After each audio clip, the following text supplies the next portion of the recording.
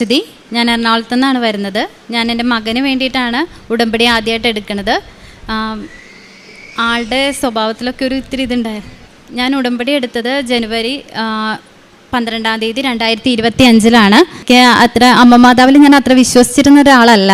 ഞാൻ എന്ത് കാര്യം ഉണ്ടെങ്കിലും ഞാൻ ഈശോട് പറയുന്നുണ്ടല്ലോ, പിന്നെ എന്തിനാ ഒരു മീഡിയേറ്റർ എന്ന നിലയിൽ നിന്നാണ് ഞാൻ ചിന്തിച്ചിരുന്നത്. പിന്നെ എൻ്റെ ഫ്രണ്ട് ഗ്രീഷ്മ എന്നോട് എപ്പോഴും ഇങ്ങനെ അമ്മമാതാവിൻ്റെ കാര്യം പറയാറുണ്ട്. പക്ഷെ ഞാൻ ആ സമയത്തൊന്നും ധിക്കരിച്ച് പറയാറില്ല, എല്ലാം കേൾക്കും. പക്ഷേ ഞാൻ അങ്ങ് വിശ്വസിച്ചിരുന്നില്ല. പിന്നെ ഒരു 10-ലായി, ഓൺ എക്സാം കഴിഞ്ഞ് ക്രിസ്മസ് പരീക്ഷയൊക്കെ ആയപ്പോഴത്തേക്കും എൻ്റെ മകനിലെ സ്വഭാവത്തിൽ ഇത്തിരി മാറ്റങ്ങളൊക്കെ വന്നു തുടങ്ങി. ആളുടെ സ്വഭാവം ഇപ്പം എന്തെങ്കിലും പറയുമ്പോൾ ഇച്ചിരി ദേഷ്യമൊക്കെ ആവാൻ തുടങ്ങി. അപ്പോൾ ആ സമയത്ത് എനിക്ക് ഭയങ്കര സങ്കടമായിരുന്നു. ഇവൻ എന്തെങ്കിലും ഒരു ചെറിയൊരു കാര്യത്തിന് പോലും നമ്മളോട് എന്തെങ്കിലും പറഞ്ഞാൽ എനിക്ക് ഭയങ്കര സങ്കടം, സഹിക്കാൻ പറ്റില്ലായിരുന്നു.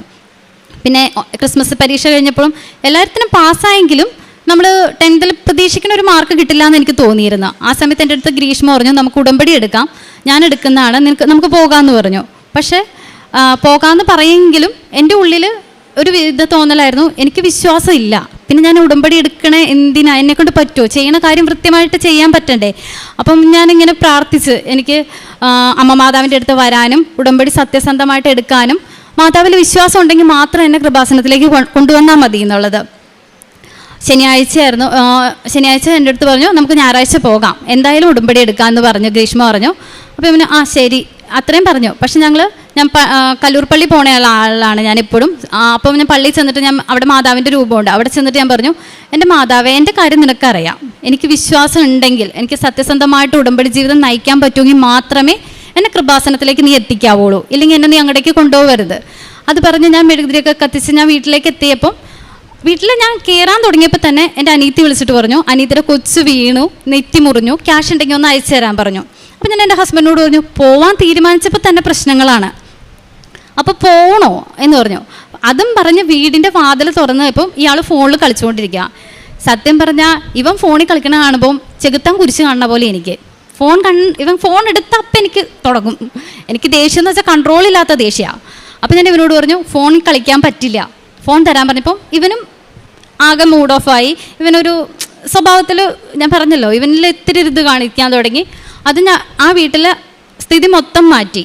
അത്രയും ഹാപ്പി ആയിട്ട് വന്നപ്പോൾ പെട്ടെന്ന് വീട്ടിൻ്റെ അന്തരീക്ഷം മാറി. അത് കഴിഞ്ഞപ്പോൾ ഞാനങ്ങനെ ഇവനാ പറഞ്ഞതിൻ്റെ ബേസ് ചെയ്ത് കരഞ്ഞുകൊണ്ടിരുന്ന സമയത്ത് എന്നെ ഗ്രീഷ്മ വിളിച്ചിട്ട് എൻ്റെ അടുത്ത് പറഞ്ഞു, എന്താ പ്രശ്നം, നിനക്ക് എന്താ പറ്റിയേ? അപ്പോൾ ഞാൻ പറഞ്ഞു, ഞാൻ വന്നില്ലടോ, പോവാൻ തുടങ്ങിയപ്പോൾ തന്നെ പ്രശ്നങ്ങളാണ്, ഞാൻ വരുന്നില്ല എന്ന് പറഞ്ഞു. അപ്പോൾ എൻ്റെ അടുത്ത് പറഞ്ഞു, ഇല്ലടി, ചിലർക്ക് ഇങ്ങനെ പോകാൻ തുടങ്ങുമ്പോൾ പ്രശ്നങ്ങൾ വരും, അത് കഴിഞ്ഞാൽ കുഴപ്പമുണ്ടല്ലോ, അതൊക്കെ ഒരു പരീക്ഷണമാണ്, ആ പരീക്ഷണം അതിജീവിക്കണം, നിനക്ക് അവിടെ എത്താൻ യോഗമുണ്ട്, അമ്മ നിന്നെ വിളിക്കുന്നുണ്ടെങ്കിൽ നീ അവിടെ എത്തിയിരിക്കും, നിനക്ക് പറ്റുമെന്നുണ്ടെങ്കിൽ, നിനക്ക് ദൈവത്തിൻ്റെ ഒരു അനുഗ്രഹം ഉണ്ടെങ്കിൽ നിനക്ക് അവിടെ ചെല്ലുമ്പോൾ അമ്മ മാതാവിനെ കയ്യിൽ കിട്ടും എന്ന് പറഞ്ഞു. അപ്പോൾ ഞാൻ പറഞ്ഞു, ശരി ഓക്കെ പറഞ്ഞ് ഫോൺ കട്ട് ചെയ്തു. പിന്നെയും വിളിക്കും, പിന്നെയും ഇത് തന്നെ പറയും. ഒരുവിധം ഫോൺ വെച്ച് ഞങ്ങൾ കിടന്ന്, സത്യം പറഞ്ഞാൽ ഞാൻ രാത്രി ഉറങ്ങിയിട്ടില്ല. എന്താ എങ്ങനെയാവും, ഇനി ഉടമ്പടി എടുത്താൽ എന്തെങ്കിലും പ്രശ്നങ്ങൾ വീണ്ടും വീണ്ടും വന്നുകൊണ്ടിരിക്കുമോ, ഇപ്പോൾ ഉടമ്പടി എടുത്തില്ലെങ്കിൽ വലിയ തട്ടുകേടില്ലാണ്ട് അങ്ങോട്ട് തട്ടി മുട്ടി അങ്ങ് പൊയ്ക്കോളൂലോ, ആ ഒരു മൈൻഡായിരുന്നു എനിക്ക്. അത് കഴിഞ്ഞ് രാവിലെ നേരം വെളുത്ത് ഒരു 4 മണിയായപ്പം ഗ്രീഷ്മയുടെ മോൻ അർജുൻ വിളിച്ച് എന്നോട് പറഞ്ഞു, ആൻറ്റി അജോടെ കയ്യിൽ ഫോണൊന്ന് കൊടുക്ക്. പറഞ്ഞു, എനിക്കിടാ, നമുക്ക് പോകണ്ടേ, കൃപാസനത്തിൽ പോകണ്ടേ. ഇവൻ പറഞ്ഞു, നീ പൊയ്ക്കോ. അപ്പോൾ അവൻ വീണ്ടും പറഞ്ഞു, നീ മര്യാദയ്ക്ക് എഴുന്നേക്ക്, നമുക്ക് പോകാം. അപ്പോൾ ഇവൻ എഴുന്നേറ്റിട്ടില്ല, കട്ടിലെ കിടന്നുകൊണ്ട് തന്നെ പറഞ്ഞു, എഴുന്നേറ്റു എന്ന് പറഞ്ഞു. അപ്പോൾ അവൻ പറഞ്ഞു, മര്യാദയ്ക്ക് ഇച്ചിരി ഷൗട്ട് ചെയ്യണ രീതിയിൽ പറഞ്ഞു, മര്യാദയ്ക്ക് എഴുന്നേക്കട, പോയി എഴുന്നേറ്റ് വാ എന്ന് പറഞ്ഞപ്പോൾ ഇവൻ എഴുന്നേറ്റ് പോയി കുളിച്ച്, അമ്മേ വാ നമുക്ക് പോകാം. അത്രയും നേരം എൻ്റെ ഹസ്ബൻഡ് എന്നോട് ഉടമ്പടി എടുക്കണതിനെക്കുറിച്ച് ഞാൻ പറയുമെങ്കിലും എനിക്ക് നീ എടുത്തോ എന്നൊരു വാക്ക് എന്നോട് പറഞ്ഞിട്ടില്ല. നിൻ്റെ ഇഷ്ടം പോലെ എന്നേ പറഞ്ഞിട്ടുള്ളൂ. പെട്ടെന്ന് എൻ്റെ ഹസ്ബൻഡ് എന്നോട് പറഞ്ഞു, ശരി നീ പോയി ഉടമ്പടി എടുത്തോ, ഒന്നും വരില്ല, നീ പൊയ്ക്കോ എന്ന് പറഞ്ഞു. ഞാനും പെട്ടെന്ന് എഴുന്നേറ്റ് ഞങ്ങൾ റെഡിയായി റെയിൽവേ സ്റ്റേഷനിലെത്തി, ഞങ്ങൾ പോന്നു. അപ്പോൾ ആ വന്നതിൻ്റെ ഇടയ്ക്ക് എൻ്റെ അടുത്ത് ഗ്രീഷ്മ പറഞ്ഞു, സാരമില്ല, എന്ത് പ്രശ്നത്തിനും അപ്പം ഞാനൊക്കെ എന്ത് ചെയ്യണം, നീ ഒന്നും കൊണ്ടും പേടിക്കണ്ട, നീ വാ എന്ന് പറഞ്ഞ് ഞങ്ങളിവിടെ വന്ന് കഴിഞ്ഞപ്പോൾ തന്നെ എന്നോട് പറഞ്ഞു, പുതിയ ഉടമ്പടി എടുക്കാൻ നല്ല തിരക്കായിരിക്കും, അപ്പോൾ ക്ഷമയോടെ നിൽക്കണം എന്ന് പറഞ്ഞു. ഞങ്ങളിവിടെ വന്ന് ഒരു തിരക്കൂല, ഒന്നുമില്ല. ചെന്ന വഴി അവിടെ ഒരു ചേച്ചി നിൽപ്പുണ്ടായിരുന്നു. ആ ചേച്ചിയുടെ അടുത്ത് ഗ്രീഷ്മ തന്നെ പറഞ്ഞു, എനിക്കൊന്നും അറിയില്ലായിരുന്നു. ഗ്രീഷ്മ തന്നെ പറഞ്ഞു, വാടോ ഇത് ആ ചേച്ചിയോടൊന്ന് ചോദിക്കാമെന്ന് പറഞ്ഞു. ആ ചേച്ചിയുടെ അടുത്ത് ചോദിച്ചപ്പോൾ ആ ചേച്ചി എൻ്റെ അടുത്ത് പറഞ്ഞു, ഉടമ്പടി എടുക്കാനല്ലേ, പുതിയതല്ലേ. അപ്പം തന്നെ ഒരു ടോക്കൺ എടുത്ത് തന്നു, ഇവളെൻ്റെ മേലിൽ കൊണ്ടുവന്നിരുത്തി. അപ്പം ഞാൻ ഇവനോട് പറഞ്ഞു എൻ്റെ കൂടെ വന്നിരിക്കണം അവിടെ, എന്താ അച്ഛൻ പറയണേന്ന് കേൾക്കണം. അപ്പോൾ എൻ്റെ മനസ്സിൽ മൊത്തം അച്ഛൻ വന്ന് സംസാരിക്കുമെന്നായിരുന്നു. അപ്പോൾ ഇത് കേട്ട് എല്ലാം കഴിഞ്ഞ് കഴിഞ്ഞ് ഞങ്ങൾ താഴെ ഇറങ്ങി വന്നു. ഞാൻ അങ്ങടേക്ക് പോയി. എനിക്ക് പെട്ടെന്ന് അവിടെ നിന്ന് പ്രാർത്ഥിച്ചപ്പോൾ പെട്ടെന്ന് എൻ്റെ മൈൻഡിൽ വന്നു, അമ്മയുടെ പ്രത്യക്ഷീകരണത്തിന് എന്നെ സാക്ഷിയാക്കണേ. അത് ഞാൻ ട്രെയിനിൽ വെച്ച് ഗ്രീഷ്മ എന്നെ ഇത് കാണിച്ച് തന്നപ്പോൾ ഞാൻ അതിൻ്റെ അതിന് ഒരു സ്ക്രീൻഷോട്ട് എടുത്ത് എൻ്റെ ഫോണിൽ സൂക്ഷിച്ചായിരുന്നു. അപ്പോൾ അതെൻ്റെ മൈൻഡിലുണ്ട്. എനിക്ക് പ്രത്യേകിച്ച് പ്രെയറൊന്നും അറിയത്തില്ല. ആകെ എനിക്കറിയാവുന്നത് സ്വർഗ്ഗസ്ഥനായ പിതാവും നന്മ നിറഞ്ഞ മറിയോ, അല്ലാണ്ട് ഒരു പ്രെയറും എനിക്കറിയില്ല. ഞാൻ അത് മാത്രം എപ്പോഴും ഇങ്ങനെ ചൊല്ലിക്കൊണ്ടിരിക്കും. പക്ഷേ എനിക്ക് വേറൊരു പ്രാർത്ഥന അങ്ങനെയുള്ള ഒരു കാര്യവും എനിക്കറിയില്ല. അവിടെ നിന്നു, ആ ചേച്ചി ഇങ്ങനെ ഇത് തന്നു. അപ്പോഴും എന്നോട് പറഞ്ഞു, മോള് പറഞ്ഞ് ഇതിന്ന് എടുത്തേ. ഞാൻ എടുത്തു, പക്ഷെ ഞാൻ തുറന്നു നോക്കണില്ല എന്നാണെന്നുള്ളത്. തിരിച്ച് നോക്കിയില്ല. എൻ്റെ അടുത്ത് നിന്നൊരു കൊച്ചിനോട് ചോദിച്ചു, ഇത് മോക്കെന്താ കിട്ടിയേ? മെഴുകുതിരി. അപ്പോൾ അത് പറഞ്ഞു കഴിഞ്ഞപ്പോൾ ഞാനിങ്ങനെ പിടിച്ചുകൊണ്ട് നിൽക്കും, ഒന്നും ഒരു ബോധവും ഇല്ലാത്ത ഒരാളെ പോലെ. അപ്പോൾ പിന്നെ പെട്ടെന്ന് എന്നോട് ചോദിച്ചു, മോക്കെന്താ കിട്ടിയേ? അപ്പോൾ ഞാൻ തിരിച്ചു കിട്ടും, മാതാവ്. എനിക്കറിയില്ല എന്താ, എല്ലാവരും മാതാവിന് കൈ കിട്ടുമ്പോൾ സങ്കടം കൊണ്ടും സന്തോഷം കൊണ്ടും ഒക്കെ കരയണം ഞാൻ കണ്ടിട്ടുണ്ട്. പക്ഷേ എനിക്കൊരു ഫീലും ഇല്ലാണ്ട് ഞാൻ അങ്ങനെ മരം പോലെ നിന്നത്. അത് കഴിഞ്ഞ് മാതാവിനെ എൻ്റെ കൈ കിട്ടി. ഞാൻ പുറത്തേക്ക് ഇറങ്ങി വന്നു. അപ്പോൾ എൻ്റെ അടുത്ത് എൻ്റെ മനസ്സിൽ പെട്ടെന്ന് തോന്നി, ഗ്രീഷ്മ കണ്ടിട്ടില്ല എൻ്റെ കയ്യിൽ മാതാവിനെ കിട്ടിയത്. അപ്പോൾ അവൾ എവിടെയായിരിക്കും എൻ്റെ അമ്മയെ എന്ന് ചോദിച്ച് ഞാൻ തിരിഞ്ഞു നോക്കിയത് ഗ്രീഷ്മയുടെ നേരെയാണ്. അത് കഴിഞ്ഞപ്പോൾ ഞാൻ ഓർത്തു, എൻ്റെ മക്കൾ രണ്ടുപേരും കണ്ടില്ല, അർജുനും കണ്ടിട്ടില്ല, അജോയും കണ്ടിട്ടില്ല എൻ്റെ കയ്യിൽ മാതാവ് ഇരിക്കുക എന്നുള്ളത്. അപ്പോൾ ഞാൻ ഓർത്തു, എൻ്റെ മക്കളെയും കൂടി ഒന്ന് കാണിച്ചു തരണേ. അവിടെ നിന്ന് തിരിഞ്ഞിങ്ങ് വന്നപ്പോൾ ഇവർ രണ്ടാളും അവിടെ നിൽക്കുക. ഭയങ്കര സന്തോഷം, എനിക്കറിയാൻ പാടില്ല. പിന്നെ ഞങ്ങൾ ഇവിടെ വന്നിരുന്ന് കഴിഞ്ഞപ്പം എനിക്ക് 2 തവണ മുല്ലപ്പൂവിൻ്റെ സ്മെല്ല് ഫീൽ ചെയ്തു. പക്ഷേ ഞങ്ങൾ ഇങ്ങനെ നോക്കിയപ്പം ആ സൈഡിലിരുന്ന 2 ചേച്ചിമാരുടെ തലയിൽ മുല്ലപ്പൂവുണ്ട്. അപ്പോൾ എൻ്റെ മനസ്സ് മൊത്തം ആ മുല്ലപ്പൂവിൻ്റെയാണ്, അല്ലാതെ വേറൊന്നുമല്ല. പിന്നെ ഞങ്ങൾ ഓഫീസിലിരുന്ന സമയത്ത് എന്നോട് 2-3 പേര് പറഞ്ഞു, മാതാവിൻ്റെ ഫീലിങ്സാണ് ഈ മുല്ലപ്പൂവിൻ്റെ സ്മെല്ല് കിട്ടണേന്ന്. അപ്പം ഞാൻ അന്ന് വൈകുന്നേരം ഗ്രീഷ്മയോടൊക്കെ ചോദിച്ചാൽ അവർക്ക് ആർക്കെങ്കിലും സ്മെല്ല് വന്നത്, ഇവരോട് ചോദിച്ചപ്പോൾ ഇവനും ഇല്ല, അർജുനോട് ചോദിച്ചപ്പോൾ അർജുനും പറഞ്ഞ. അപ്പം എനിക്ക് ഉറപ്പില്ലാത്ത കാരണം ഞാൻ ഇവരോട് പറഞ്ഞില്ല. പിന്നെ എനിക്ക് ഇവിടെ നിന്ന് പോയ ആ നിമിഷം മുതൽ എൻ്റെ കൂടെ മാതാവ് ഉണ്ടെന്നൊരു ഫീൽ വരാൻ തുടങ്ങി. ഫീലെന്ന് വെച്ചിട്ടുണ്ടെങ്കിൽ ഞാൻ വണ്ടി ഓടിക്കുന്ന സമയത്ത് ഏറ്റവും കൂടുതൽ സമയം എനിക്ക് ഫീൽ ചെയ്തേക്കണം. കാരണം നേരെ ഫ്രണ്ടിൽ വന്ന വണ്ടി എന്നെ ഇടിക്കും, ഉറപ്പത്. അതെങ്ങനെ മാറി ഞാൻ മിററിൽ കൂടെ നോക്കുമ്പോൾ ആ വണ്ടി ബാക്കിലുണ്ടാവും എൻ്റെ. അതെങ്ങനെ സംഭവിക്കണമെന്ന് എനിക്കറിയില്ല. മാതാവ് ഈ നിമിഷം വരെ എൻ്റെ കൂടെ ഉണ്ടെന്ന് ഞാൻ പൂർണ്ണമായിട്ടും വിശ്വസിക്കുകയാണ്. പിന്നെ എൻ്റെ മോൻ്റെ എക്സാം സമയം അവനിൽ ഞാൻ എപ്പോഴും പറഞ്ഞൊരു കാര്യമായിരുന്നു, എൻ്റെ ഈശോ എനിക്ക് ദാനമായിട്ട് തന്നത്. എനിക്ക് 2 മക്കളുണ്ട്, ഒരു പെൺകുട്ടിയും കൂടിയുണ്ട്. അപ്പം എൻ്റെ 2 മക്കളെ എനിക്ക് ദാനമായി തന്നതാണ്. അവരിൽ ഇപ്പം എനിക്ക് ഭയങ്കര ദേഷ്യമുള്ള ആളാണ് ഞാൻ. ഒന്ന് പറഞ്ഞ് രണ്ടാമത്തേന് ഞാൻ വീട് പൊളിച്ചു വയ്ക്കും. പക്ഷേ എൻ്റെ ദേഷ്യം അറിയാവുന്നത് എൻ്റെ ഹസ്ബൻഡിന്, എൻ്റെ മക്കൾക്ക്, എൻ്റെ അച്ഛനും അമ്മയ്ക്കോ. പുറത്തേക്ക് ഞാൻ ആരുടെ അടുത്ത് ഒരൊച്ചെടുക്കാനോ എന്ത് പറഞ്ഞാലും എല്ലാവരും എന്ത് പ്രശ്നം പറഞ്ഞാലും അതിൻ്റെ 2 സൈഡും പറഞ്ഞു കൊടുത്ത് ഭയങ്കര പെർഫെക്റ്റ് ആളാണ് ഞാൻ. പക്ഷേ എൻ്റെ തനി സ്വഭാവം എൻ്റെ വീട്ടിലുള്ളവർക്ക് മാത്രമേ അറിയത്തുള്ളൂ. പക്ഷേ ഈ ഉടമ്പടി എടുത്ത് ജീവിക്കാൻ തുടങ്ങിയ സമയം മുതൽ എനിക്ക് എന്ത് കാര്യം വന്നാലും ഞാൻ അപ്പം എൻ്റെ ഈശോയെ, എൻ്റെ അമ്മയെന്ന് വിളിച്ചാൽ ഞാൻ എന്ത് കാര്യം ഡീൽ ചെയ്യണേ. ആ സമയത്ത് എനിക്ക് എങ്ങനെയാണെന്നറിയില്ല, എനിക്ക് ദേഷ്യമില്ല, ഞാൻ വെറുതെ വഴക്കുണ്ടാക്കില്ല, ഒന്നും ചെയ്യില്ല. അല്ലെങ്കിൽ ഇത്തിരി കാര്യം കിട്ടാൻ ഞാൻ ഇങ്ങനെ നോക്കി നടക്കും, വേറെ എന്തിലും അതുമേ പിടിക്കാം, അതുമേ പറഞ്ഞ് എൻ്റെ ആ ദേഷ്യം മൊത്തം ഞാൻ തീർക്കും, അതുമേ തുടങ്ങി. പക്ഷെ അങ്ങനത്തെ ഒരു ഇത് എനിക്കിപ്പോൾ ഇല്ല. എപ്പോഴും അത് എൻ്റെ അമ്മ മാതാവ് കൂടെ ഉള്ളതുകൊണ്ട് മാത്രം എനിക്ക് വന്നേക്കുന്ന ഒരു വലിയൊരു അനുഗ്രഹമാണ്. ഞാൻ എൻ്റെ മക്കളോട് എടുത്തൊരു ദേഷ്യം, ഇപ്പം ഞാൻ എന്തെങ്കിലും ഒരു കാര്യം പറഞ്ഞാൽ പോലും ഞാൻ പറയുന്നത് അമ്മയ്ക്ക് തോന്നുന്നത് ഇത് ചെയ്തതാ ശരിയാവില്ല എന്നാ തോന്നുന്നത്. പക്ഷെ പണ്ടത്തെ എൻ്റെ സ്വഭാവത്തിന് അതായിരിക്കില്ല. പറ്റില്ല എന്ന് പറഞ്ഞാൽ പറ്റില്ല, അങ്ങനെയായിരിക്കും. ഇപ്പം ഞാൻ ചെയ്യുന്ന, മോനെ അമ്മയ്ക്ക് തോന്നുന്നു ഇത് ശരിയല്ല, ഇതിന് ഇന്നൊരു കാര്യമുണ്ട്, ഇതിനിപ്പുറത്ത് ഇങ്ങനെ ഒരു സൈഡുണ്ട്, നിനക്ക് തീരുമാനിക്കാം, എൻ്റെ ഇഷ്ടമാട്ടോ ഞാൻ പറഞ്ഞത്, അങ്ങനെ പറഞ്ഞാൽ ഞാൻ ഡീൽ ചെയ്യണേ. അതൊക്കെ ശരിക്കും പറഞ്ഞാൽ എന്നെക്കൊണ്ടൊന്നും ഒരിക്കലും നടക്കില്ലാത്ത കാര്യമാണ്. ഈ ഉടമ്പടി എടുത്തില്ലെങ്കിൽ എന്നെക്കൊണ്ട് നടക്കില്ല. ഞാൻ അമ്മ മാതാവിനെ അറിഞ്ഞില്ലെങ്കിൽ എൻ്റെ ജീവിതത്തിൽ നടക്കില്ലാത്തൊരു കാര്യം അത്. പിന്നെ അതുപോലെ തന്നെ എൻ്റെ മകനിൽ ദൈവവിശ്വാസം വളരണമെന്ന് എനിക്ക് ഭയങ്കര ആഗ്രഹമായിരുന്നു. ഒരു ഈശ്വരവിശ്വാസം ഉണ്ടായി, അവനിലൊരു പ്രേക്ഷിത പ്രവർത്തനങ്ങൾ ചെയ്ത് അങ്ങനെ ജീവിക്കണമെന്ന് എനിക്ക് ഭയങ്കര ആഗ്രഹം. എൻ്റെ ഹസ്ബൻഡാണേലും എൻ്റെ മക്കൾ 2 ആളാണേലും അങ്ങനെ ജീവിക്കണം, ദൈവത്തെ അറിഞ്ഞ് ജീവിക്കണം എന്ന് എനിക്ക് ഭയങ്കര ആഗ്രഹം. എനിക്ക് ദൈവ അനുഗ്രഹം കൊണ്ട് എൻ്റെ മോനിലിപ്പോൾ അത് ഉണ്ടായി തുടങ്ങിയിട്ടുണ്ട്. കാരണം അവൻ്റെ ദൈവവിശ്വാസം, ദൈവസ്നേഹവും മറ്റുള്ളവരോട് കരുണയും എല്ലാം ഉണ്ടായിട്ടുണ്ട്. അവൻ്റെ കൂടെ മാതാവ് ഉണ്ടെന്നുള്ളതിൻ്റെ ഏറ്റവും വലിയ തെളിവാണ് ഞങ്ങളിപ്പോൾ ഇവിടെ നിൽക്കുന്നത് തന്നെ. അവനിൽ കുറേ ദേഷ്യം അങ്ങനെയുള്ള സ്വഭാവങ്ങളൊക്കെ ഉണ്ടായിരുന്നു, അതെല്ലാം മാറ്റി തന്ന് അവനൊരു പുതിയ ഒരു മകനാക്കി ദൈവം എനിക്ക് തന്നേക്കും. അവനെ നേരെ ചൊവ്വനെ വളർത്താൻ പറ്റാത്ത, ഞാൻ എപ്പോഴും അവനോട് ദേഷ്യപ്പെടുമായിരുന്നു, അവൻ്റെ ഫ്രണ്ട്ഷിപ്പ് അങ്ങനെയുള്ള കാര്യങ്ങളെല്ലാം പറഞ്ഞ്. പക്ഷേ അത് എൻ്റെ തെറ്റാണ്. എൻ്റെ ഒരു എന്താ പറയുക, എന്നിൽ ദൈവത്തിൻ്റെ ഇത് കുറഞ്ഞത് കൊണ്ടാണ് എനിക്ക് അവരെ നേരെ വളർത്താൻ പറ്റാത്തതെന്നാണ് ഞാൻ വിശ്വസിക്കണത് ഇപ്പോൾ. പക്ഷേ എന്നിൽ മാറ്റം വന്നു, അതുവഴി എൻ്റെ മകനിൽ മാറ്റം വന്നു, മകളിൽ മാറ്റം വന്നു, എൻ്റെ ഹസ്ബൻഡിൽ മാറ്റം വന്നു, എല്ലാവരിലും ഒരുപാട് മാറ്റം വന്നു. ഇപ്പം എൻ്റെ മോന് 95% മാർക്കോടുകൂടിയാണ് SLC എക്സാം പാസ്സായത്. ഒരിക്കലും അത് അവൻ്റെ കഴിവിൽ ജയിച്ചതല്ല അവൻ. എൻ്റെ പേര് അജോ. ഞാൻ 10ലെ SSLC എക്സാം എഴുതിയിട്ട് റിസൾട്ട് വന്ന് പാസ്സായിരിക്കുക. എനിക്ക് എങ്ങനെയാണെന്ന് അറിയാൻ പാടില്ല. 95% മാർക്കുണ്ട്. ആദ്യമൊക്കെ ഞാൻ പഠിക്കുമ്പോൾ അത്രയൊന്നും പഠിക്കില്ല, ഒരു 80% എബോ കിട്ടില്ലായിരുന്നു.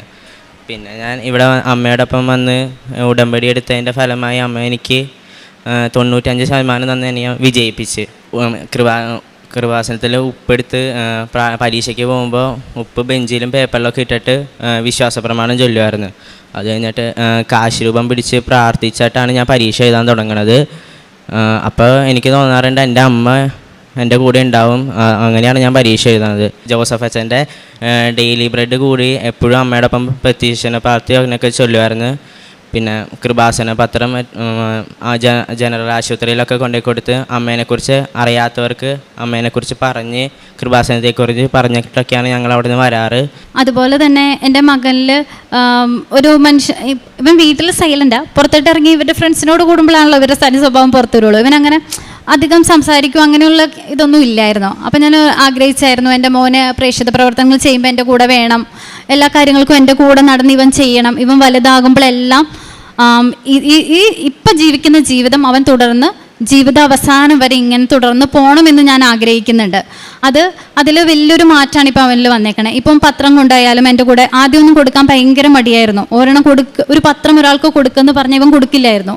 ഇപ്പം എൻ്റെ കൂടെ പത്രം കൊടുക്കാൻ വരും, ഭക്ഷണം കൊടുക്കണേ, അല്ലെങ്കിൽ വേറെ ആൾക്ക് ഇപ്പം നമ്മുടെ മുമ്പിൽ ഒരാൾ കൈ നീട്ടിയാൽ അപ്പം തന്നെ ഇവന് എന്തെങ്കിലും അയാൾക്ക് ചെയ്യാനുള്ളൊരു മനസ്സ് ദൈവം അവന് കൊടുത്തിട്ടുണ്ട്. ഇവൻ്റെ ജീവിതാവസാനം വരെ ഇങ്ങനെ തന്നെ പോകണം എന്നാണ് എൻ്റെ ആഗ്രഹം. അതിന് അമ്മ മാതാവ് അനുഗ്രഹിക്കട്ടെ എന്ന് ഞാൻ പ്രാർത്ഥിക്കുന്നുണ്ട് എപ്പോഴും.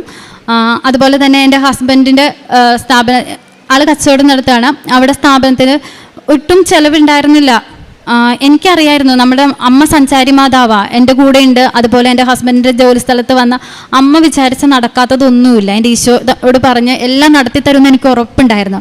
ഞാനപ്പോൾ അമ്മോട് പറഞ്ഞു, അമ്മേ നമ്മുടെ വരുമാന മാർഗ്ഗം ഇതാണ്, അമ്മ എൻ്റെ ഹസ്ബൻഡിൻ്റെ കൂടെ ആ ജോലി സ്ഥലത്ത് ഉണ്ടാവണം, അവിടെ ചിലവുണ്ടാവണം, ഞങ്ങൾക്ക് വരുമാനം വേറെ ഒന്നും ഇല്ല കേട്ടാ. അപ്പം അമ്മ അത് കേട്ടു. ഇപ്പം നല്ല രീതിയിൽ ഒന്നും ഇല്ലാത്തിരുന്ന് ഒരു സമയത്ത് ഞങ്ങൾ നല്ല ഇതിൽ നിന്നിരുന്നു. അവിടെ നിന്ന് ഡൗൺ ആയി, പിന്നെ അതിൽ നിന്ന് ചെറുതായി പൊങ്ങി വന്ന് വീണ്ടും ഡൗൺ ആയി. ആ സമയത്താണ് ഞാൻ ഈ ഉടമ്പടി എടുത്ത് ഇപ്പം നിൽക്കുന്ന ഈ സമയം. ആ സമയത്ത് ഞാൻ അമ്മോട് പറഞ്ഞ ഞാൻ വിളിച്ച് പറഞ്ഞ് അമ്മോട് പറഞ്ഞ അമ്മ എനിക്ക് കച്ചവടം ഉണ്ടാക്കി തരണം, ആൾ മൂഡ് ഓഫാണ് എപ്പോഴും, നമുക്ക് ചിലവില്ല, അമ്മ കൂടെ ഉണ്ടാവണം കേട്ടോ, ചിലവുണ്ടാക്കി തരണേന്ന് പറഞ്ഞു. ഞാൻ അതുപോലെ അമ്മയുടെ ഒരു രൂപ അവിടെ വെച്ചിട്ടുണ്ട്, ഞാൻ അതുപോലെ പ്രാർത്ഥിക്കും. അപ്പോൾ ഞാൻ പറഞ്ഞു, ഹസ്ബൻഡിനോട് പറഞ്ഞു, ഒന്നും പേടിക്കണ്ട, അമ്മ നമ്മുടെ കൂടെ ഉണ്ട്, അമ്മ ഇവിടെ ഉണ്ട്, ഇവിടെ ഉണ്ട് അമ്മ. അപ്പം അമ്മ ഇനി മുതൽ നമ്മുടെ കാര്യം നോക്കണം, നിങ്ങൾ ഒന്നിനെ കുറിച്ചും പേടിക്കണ്ട, അമ്മ നടത്തി തരുമെന്ന് പറഞ്ഞു.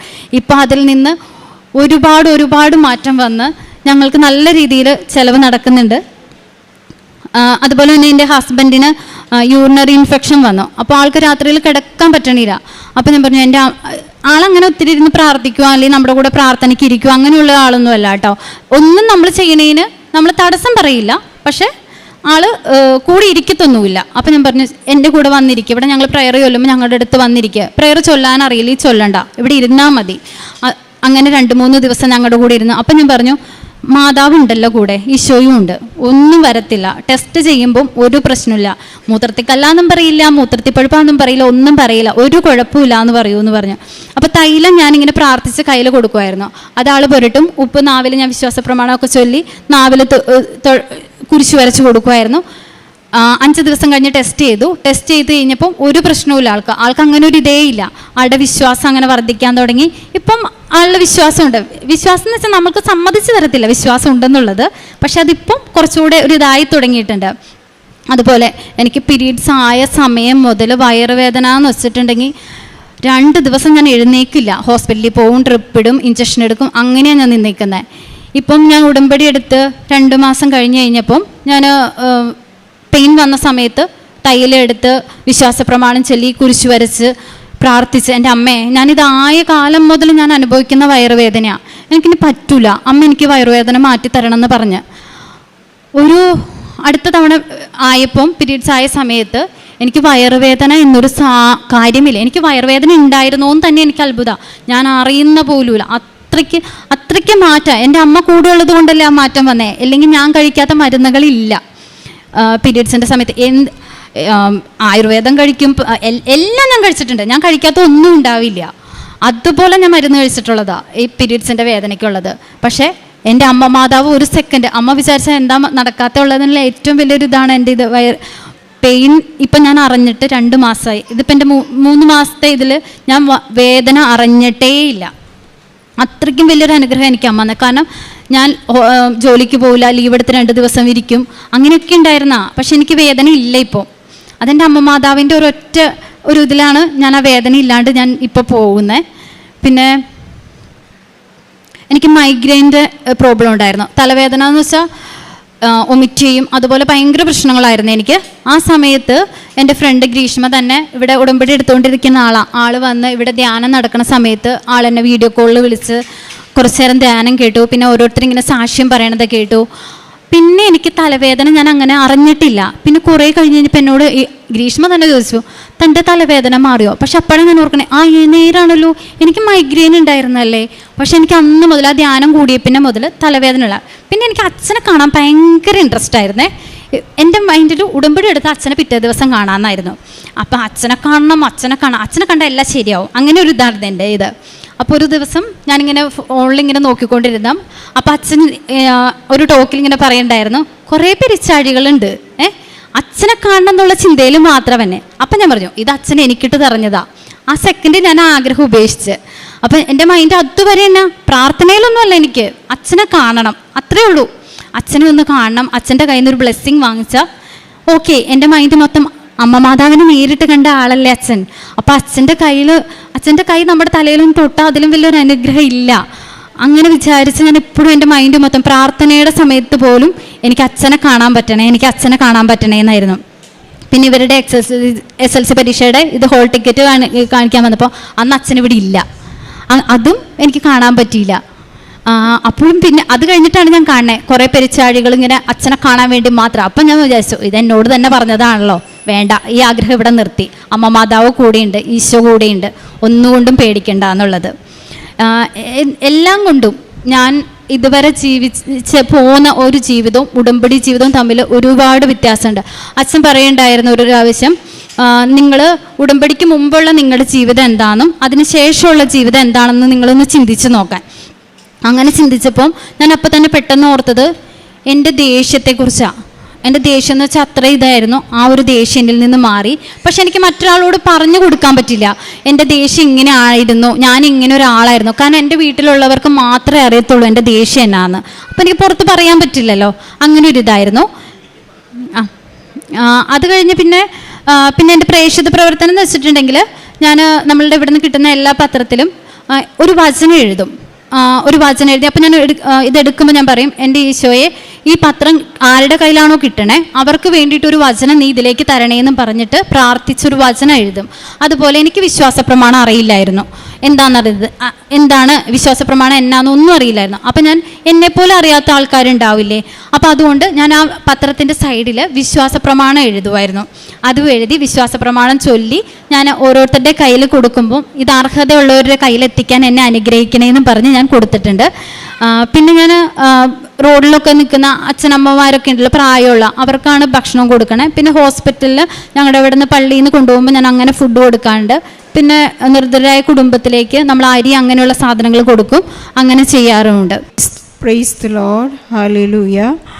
അശ്വതി എന്ന സഹോദരി ഇവിടെ വളരെ മനോഹരമായി നമ്മുടെ മുൻപിൽ ഒരു ജീവിത സാക്ഷി അനുഭവം പങ്കുവയ്ക്കുകയുണ്ടായി. തിമോത്തിക്ക് എഴുതിയ 2-ാം ലേഖനത്തിൽ വിശുദ്ധ പൗലോസ്ലീഹ ഇങ്ങനെ പറയുന്നു, ഞാനതിൽ ലജ്ജിക്കുന്നില്ല, എന്തെന്നാൽ ആരിലാണ് ഞാൻ വിശ്വാസം അർപ്പിച്ചിരിക്കുന്നതെന്ന് എനിക്കറിയാം.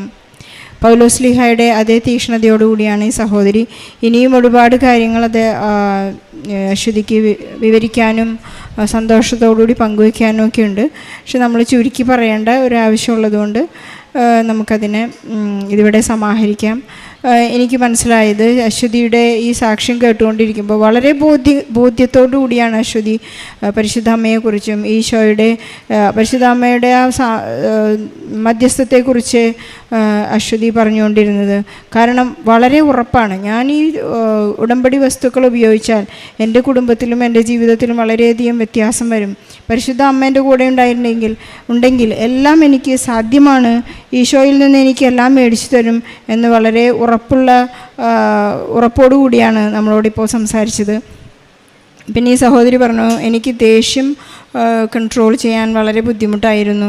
പക്ഷേ ഇതൊരു കൃപയാണ്, പരിശുദ്ധാത്മാവിൻ്റെ ഒരു വലിയ ഫലങ്ങളിലൊന്നാണ് വികാരങ്ങളെ കൺട്രോൾ ചെയ്യാൻ പറ്റുക എന്നുള്ളത്. അപ്പോൾ പരിശുദ്ധ അമ്മ ജീവിതത്തിൻ്റെ എല്ലാ തലങ്ങളിലും നിറഞ്ഞു നിൽക്കുന്നു. ഈശോയിൽ നിന്ന് എല്ലാം അമ്മ മേടിച്ച് എല്ലാം ഇവർക്ക് സാധ്യമാക്കി കൊടുക്കുന്നു എന്നുള്ള വലിയ സാക്ഷ്യം നമ്മുടെ മുമ്പിൽ കാഴ്ചവെച്ചിരിക്കുന്നു. ഈശോയ്ക്കും പരിശുദ്ധ അമ്മയ്ക്കും വലിയൊരു കൈയ്യടി നൽകിക്കൊണ്ട് ഈ സാക്ഷ്യത്തെ നമുക്ക്